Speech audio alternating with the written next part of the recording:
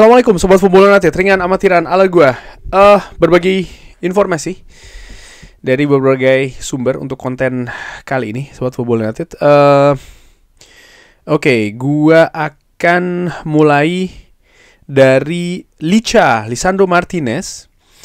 Diinformasikan oleh Stephen Railstone ini kalau sudah sangat dekat ya untuk bisa kembali ke latihan Manchester United, artinya dia pulih lagi dan bisa berlatih bersama dengan tim. Dia saat ini berada di tahap terakhir dari recovery cedera lutut. Namun demikian, Manchester United tidak akan mengambil resiko dengan Lisandro Martinez. Jadi kembalinya dia ke sebuah pertandingan ataupun skuad pertandingan ini tidak akan terjadi dengan segera, tapi dia bisa tersedia untuk masuk ke dalam skuad seleksi sebelum November, international break di bulan November. Oke. Ini kabar yang luar biasa menurut gue, ini kabar yang sangat-sangat baik ya, karena Lisandro Martinez menurut gue pemain yang gimana ya, kalau kita berbicara terkait dengan center back sebelah kiri yang nyaman bermain di posisi kiri, yang bisa bermain agresif, yang bisa bermain dengan intensitas yang bagus, bisa bermain dengan solid, membaca permainan dan situasi dengan baik, memiliki umpan progresif juga baik. Menurut gua Lisandro Martinez memiliki profil tersebut di skuad Manchester United saat ini, sehingga ketidakhadiran Lisandro Martinez, yang by the way dia ini absen kalau tidak salah dari bulan Februari kalau gue tidak salah ya, si Lisandro Martinez ini, jadi memang sangat lama sekali, sangat panjang sekali. Dan kita juga bisa lihat ya Sobat Football United, pemain-pemain yang menggantikan Lisandro Martinez di posisi center back sebelah kiri sejauh ini belum ada yang memuaskan, belum ada yang membuat kita bisa berkata oke, kita tidak perlu Lisandro Martinez gitu. Artinya Lisandro Martinez kembali atau tidak nggak masalah. Kita punya pemain ini nih yang bisa dia tidak ada pemain itu gitu. Artinya memang belum bisa ada pemain lain yang menggantikan Luke Shaw selama ini. Tidak konsisten. Ada beberapa pertandingan dia tampil bagus, tapi lebih sering juga dia tampil tidak bagus ya kan. Lalu pemain seperti Leny Yoro menurut gue terlihat tidak nyaman bermain di center back sebelah kiri. Matthijs de Ligt pun juga demikian, apalagi seorang Harry Maguire. Jadi menurut gue saat ini kalau kita berbicara terkait dengan anggota skuad ya belum ada yang bisa menggantikan seorang Lisandro Martinez. Hanya saja apakah ada kekhawatiran? Tentu saja menurut gua. Kekhawatiran yang salah satu yang terbesar menurut gua adalah apakah Lisandro Martinez ini bisa kembali ke level dia sebelum cedera. Dimana kalau kita berbicara terkait dengan cedera dari Lisandro Martinez, ya ini kan sudah cukup, bukan cuman sekali gitu ya, bukan cuman sekali saja dia memiliki cedera seperti itu, tapi sudah beberapa kali. Gua ingat betul bahkan di periode sebelumnya dia juga sempat mengalami cedera. Gua ingin melihat injury history, gua sambil membuka Transfermarkt ini ya Sobat Football United. Ya, masalah yang terbaru ini adalah ligamen, cedera ligamen. Sebelumnya dia juga sempat absen di musim 2023-2024 selama 106 hari, itu karena cedera kaki. Lalu sempat juga absen di musim yang sama 2023-2024 karena cedera lutut. Itu selama 55 hari. Dan ya, semenjak awal tahun ini di bulan Februari dia mengalami cedera ligamen. Jadi ya oke, dia pemain bagus, tapi dari sisi fisik ini dia juga sering terhantam masalah-masalah cedera seperti ini, sehingga penting untuk bisa mengembalikan situasi fisik, mengembalikan juga mental ya, dan juga keadaan dari sebelum dia cedera, sehingga dia bisa bermain di level itu yang cukup tinggi itu menurut gue. Dari kabar yang disampaikan oleh Ruben Amorim di beberapa wawancara, Lisandro Martinez ini terlibat aktif gitu. Dia ikut pertemuan tim, dia ikut hadir di latihan walaupun dia tidak berlatih begitu, tapi dia ada di sana untuk memberikan support juga menunjukkan bahwa ya dia bagian dari squad. Dan menurut gue ini juga membuktikan bagaimana situasi non teknis dari seorang Lisandro Martinez dengan squad Manchester United ini cukup bagus sih. Tapi balik lagi, kabar akan kembalinya dia ini merupakan sebuah booster. Tapi kita masih harus tetap bersabar ya sobat Football United, karena tidak akan kembali dalam waktu cepat, dalam waktu singkat. Ada beberapa tahapan yang masih harus dilalui. Gue berpikir lebih baik seperti itu daripada diburu-buru, justru nanti bisa berakibat yang lebih fatal lagi. Oke. Kabar lainnya, gue ingin bergerak ke Chris Wheeler nih. Apakah kalau Senne Lammens ini sukses musim ini, apakah Manchester United akan mendatangkan kiper baru musim panas tahun depan, dimana diperkirakan Tom Heaton akan selesai kontraknya kan ya, lalu Altay Bayindir juga akan selesai, Andre Onana menurut gue sudah tidak lagi di Manchester United. Jadi apakah Manchester United akan mendatangkan penjaga gawang baru nih ya di sana? Walaupun situasinya jelas setelah satu pertandingan ya, kalau Senne Lammens ini adalah penjaga gawang nomor 1 di Manchester United saat ini, dengan Manchester United lebih memilih mendatangkan penjaga gawang muda, di mana sebelumnya ada Emiliano Martinez juga ya yang menjadi pesaingnya untuk direkrut oleh Manchester United.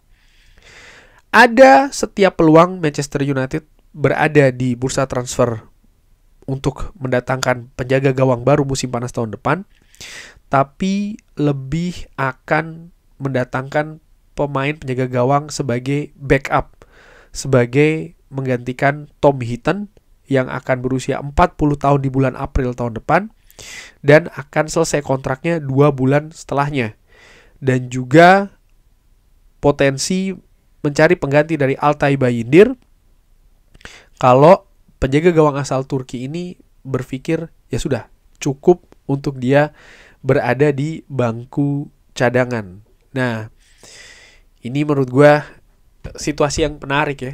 Jadi ada banyak yang mengabarkan kan ya memang bahwa Manchester United ini akan prioritasnya di bursa transfer musim depan itu ada pada posisi lini tengah. Tapi ternyata dengan keadaan penjaga gawang, bukan hanya lini tengah sih, posisi penjaga gawang juga akan menjadi sektor yang bergerak. Jadi mungkin fokusnya akan di lini tengah dan juga penjaga gawang. Kenapa? Ya karena keperluan. Tom Heaton cabut, Andre Onana cabut, Altay Bayindir ada kemungkinan besar juga cabut. Ini kan harus digantikan. Bagaimana dengan mengambil penjaga gawang dari tim muda? Ya nggak bisa menurut gue. Gue nggak sepakat karena penjaga gawang, terutama di Manchester United, kita tidak hanya berbicara terkait dengan situasi skill, teknis, mental, karakter. Ini juga penting dan ini bahkan yang masih harus diuji oleh Senne Lammens. Sehingga gue berpikir, walaupun tadi diinformasikan oleh Chris Wheeler dari Daily Mail bahwa ya Manchester United akan berada di market lagi untuk mencari penjaga gawang backup. No, belum tentu. Itu situasi ketika proyeksi Senne Lammens untuk musim ini terjadi. Artinya dia bisa secara meyakinkan mengambil alih posisi nomor 1. Gue tidak ingin berandai-andai dulu nih.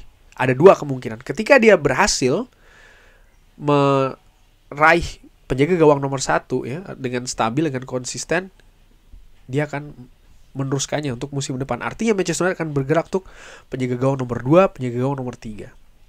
Tapi kalau dia belum bisa memberikan stabilitas di posisi penjaga gawang, bukan tidak mungkin Manchester United di bursa transfer musim panas akan bergerak mencari penjaga gawang untuk dijadikan yang nomor 1. Dan bukan tidak mungkin akan berubah arahnya dari yang sebelumnya mendatangkan penjaga gawang muda, Manchester United akan bergerak mendatangkan penjaga gawang yang lebih senior. Menurut gue 2 kemungkinan itu.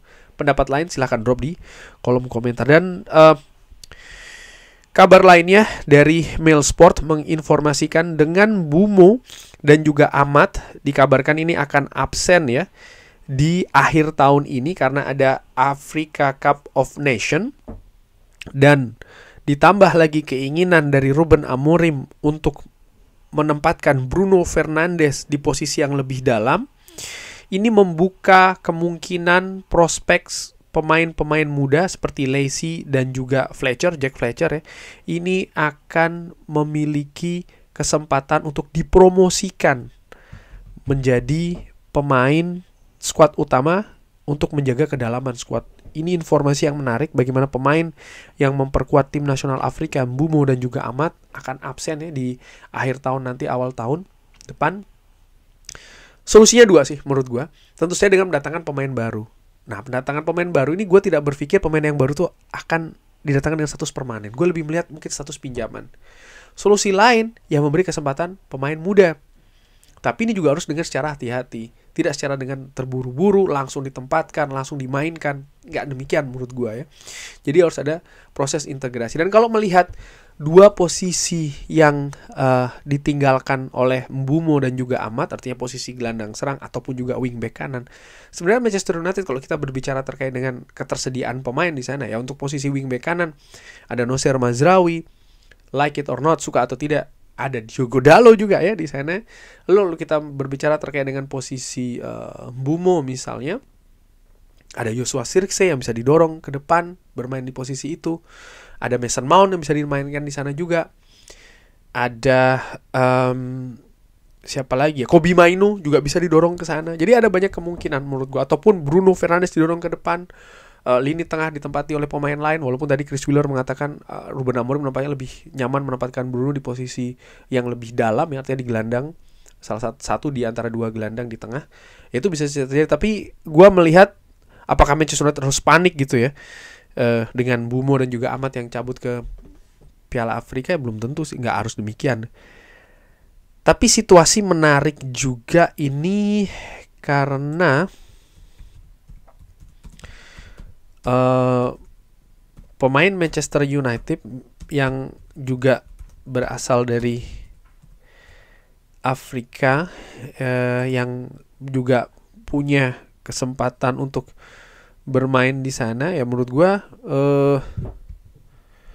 ada seorang Noussair Mazraoui juga ya sobat football nanti, tapi gua masih iya, Maroko akan ada di sana, jadi Noussair Mazraoui juga bisa jadi absen. Dan kalau ini yang terjadi ini akan menjadikan semacam kayak mungkin tantangan bagi Ruben Amorim tentu saja. Tapi sekali lagi, apakah ini harus panik gitu ya? Lalu kita menurut gue nggak harus seperti itu sih, karena meminjam pemain atau mempromosikan pemain muda ya, ini juga bisa dilakukan. Karena ya kalau kita berbicara terkait dengan durasi ya, ini 1 bulan ya, dari Desember ke Januari. Jadi bukan sesuatu yang harus sangat-sangat mendesak sih, kurang lebih seperti itu ya. Dan ini kan juga dialami bukan hanya oleh Manchester United tapi juga klub-klub lain, di mana di Premier League juga banyak pemain yang harus absen nantinya membela negaranya di Africa Cup of Nations tahun 2025 yang kebetulan tuan rumahnya adalah Maroko.